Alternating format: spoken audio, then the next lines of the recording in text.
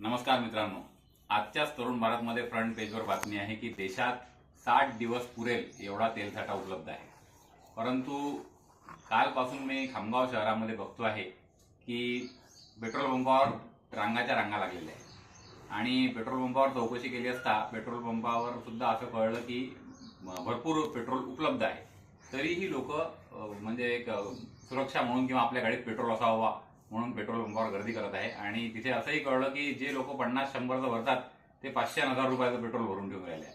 तर यामुळे petrol पंपावरील petrol जेवढं पेट्रोल उपलब्ध आहे तेही लवकर संपण्याची शक्यता आहे.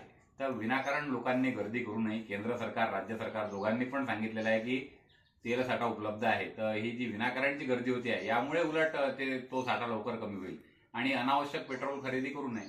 माननीय बुलढाणा जिल्हाधिकारी यांनी सुद्धा काल एक परिपत्रक काढलेलं आहे आणि त्यामध्ये अनेक सूचना त्यांनी दिलेल्या आहेत की कॅनमध्ये पेट्रोल देऊ नये. पेट्रोल पंप धारकांसाठी या सूचना आहे की कॅनमध्ये पेट्रोल वितरित करू नये. तेल आपला पेट्रोलचा साठा किती उपलब्ध आहे ते लिहावे. या प्रकारचं ते परिपत्रक आहे.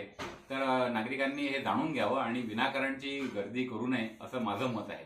तर एवढंच मला इथे सांगायचं आहे. तुम्हाला व्हिडिओ कसा वाटला कमेंट करून सांगा आणि चॅनल सबस्क्राईब करा. धन्यवाद.